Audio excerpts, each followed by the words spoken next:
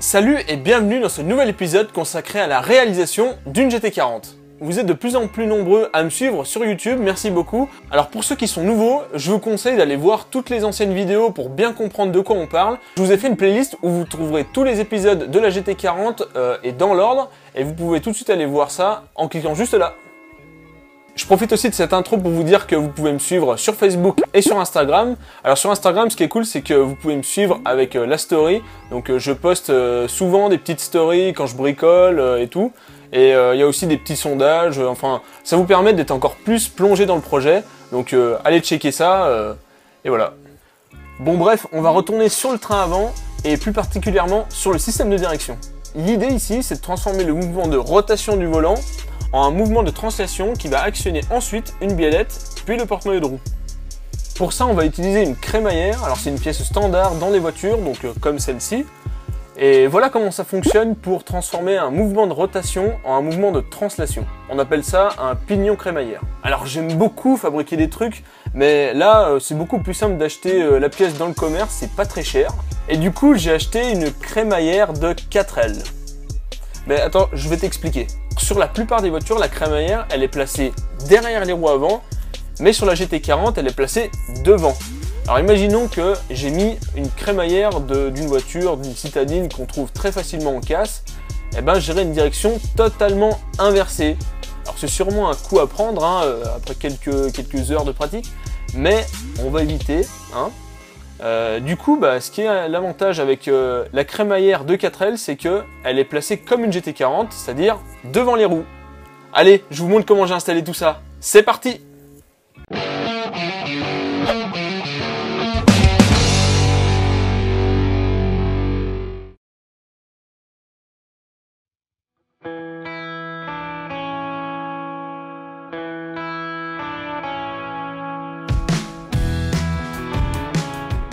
Alors, elle est pas belle cette crémaillère de 4L? Merci à Freddy pour cette astuce.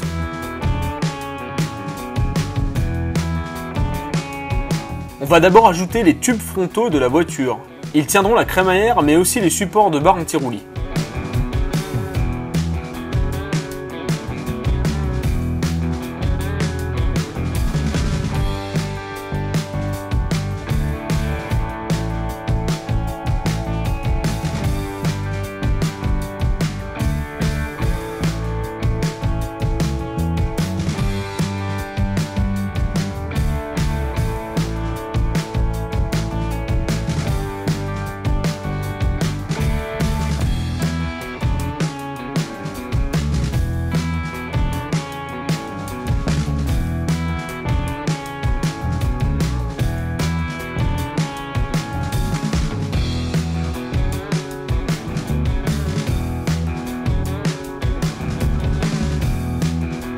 J'ai mis des barres pour assurer le positionnement de mes tubes et j'oublie pas de mesurer les côtes pour que ça soit nickel.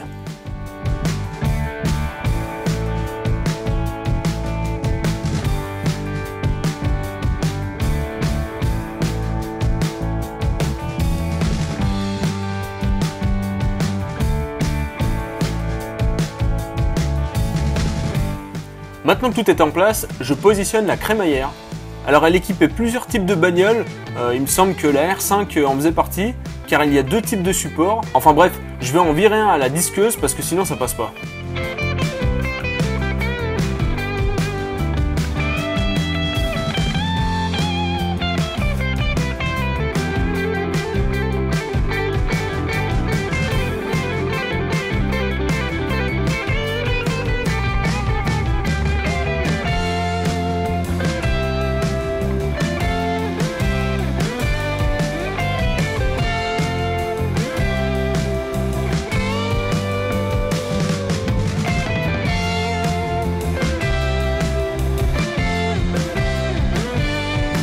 Un peu de disque à poncer, faut que c'est propre.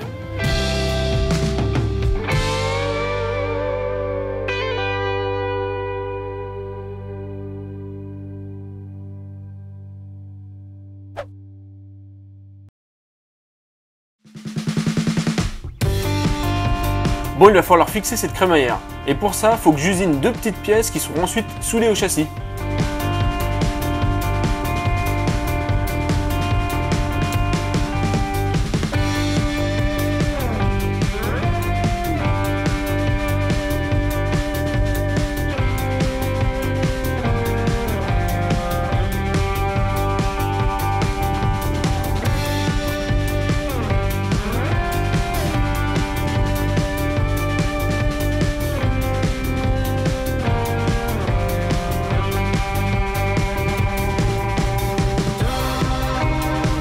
Alors sur les dernières vidéos, vous m'avez beaucoup demandé pourquoi je n'utilisais pas le tour pour tarauder les pièces.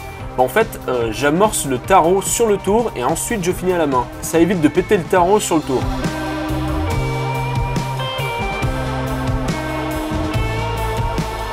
L'usinage au tour est terminé. Maintenant, il faut faire le méplat incliné en fraisage. Pour ça, il faut incliner la tête de fraisage. Ah putain, tu vois qui est gros aussi.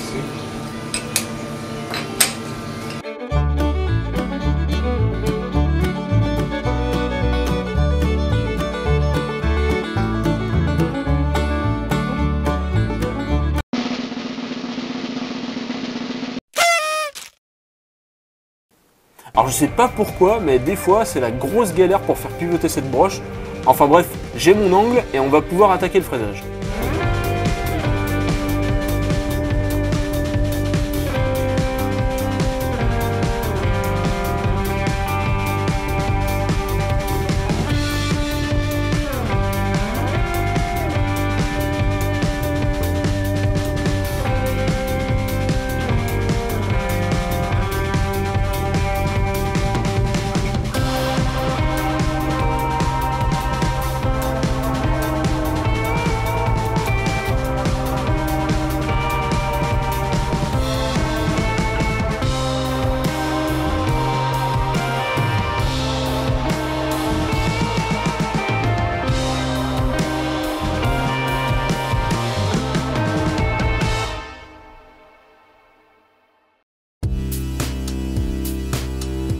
Ces petites pièces, elles viennent se centrer sur les pattes de la crémaillère et je suis assez content car ça se monte plutôt bien.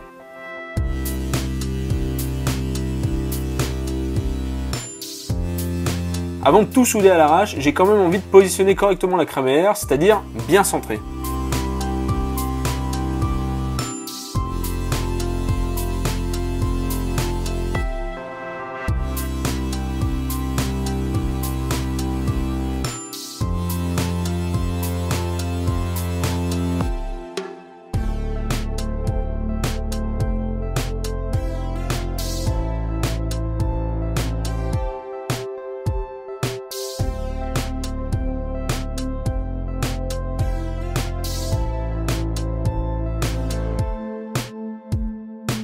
Et c'est là que le méplat à la fraiseuse va nous servir car c'est lui qui est en appui sur le tube du châssis.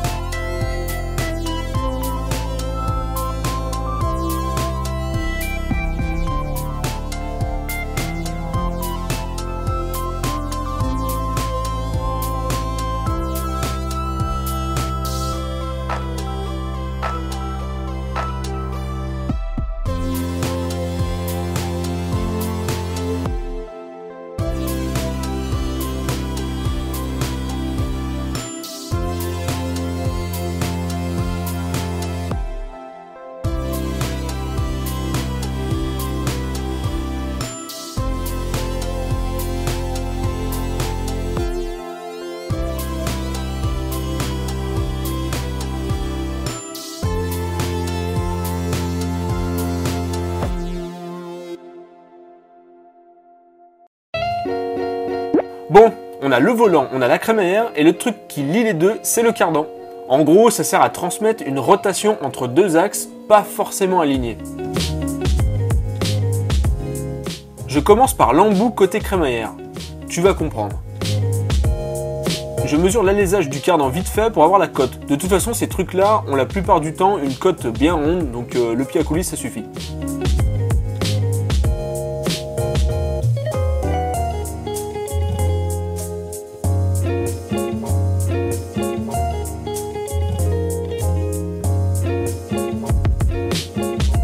Je mesure la cote au micromètre pour aller chatouiller le centième. Ensuite, je continue jusqu'à avoir la bonne cote Puis je finis au papier de verre pour que ça passe pile poil.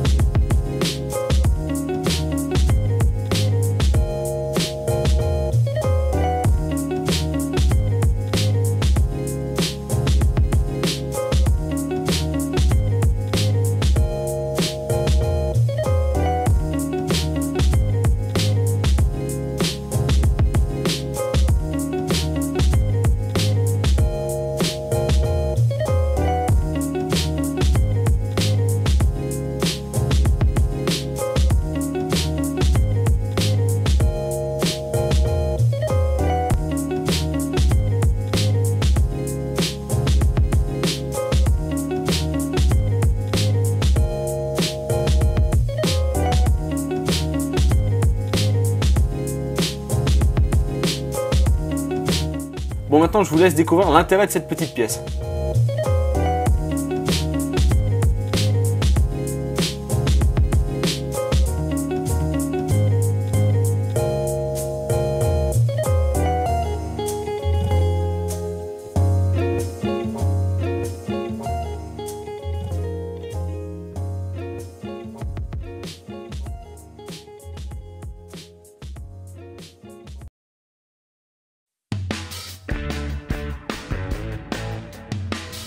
Là, on va vraiment débuter le cardan. Alors j'avais ce cardan dans un carton, mais je vais devoir le modifier en lui coupant la tronche.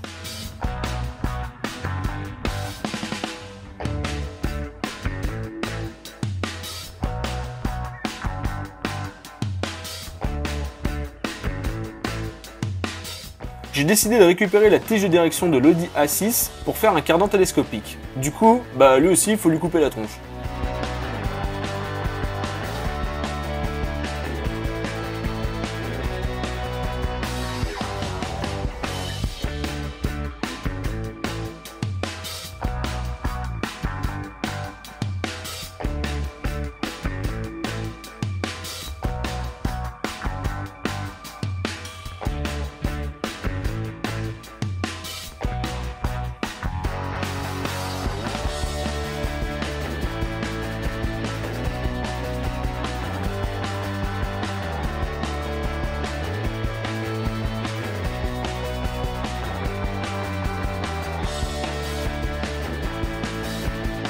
Pour assembler ces deux pièces, j'ai utilisé mon tour. Ça assure un bon alignement, mais attention à bien protéger les glissières de la machine des projections de soudure.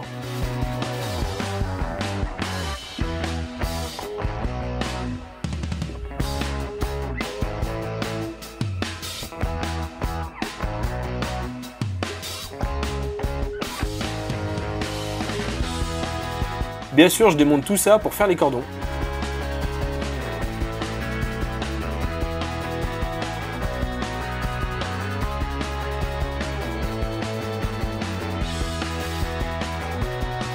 J'ai pas filmé l'autre partie du cardan, mais c'est la même chose. On va à présent assembler tout ça.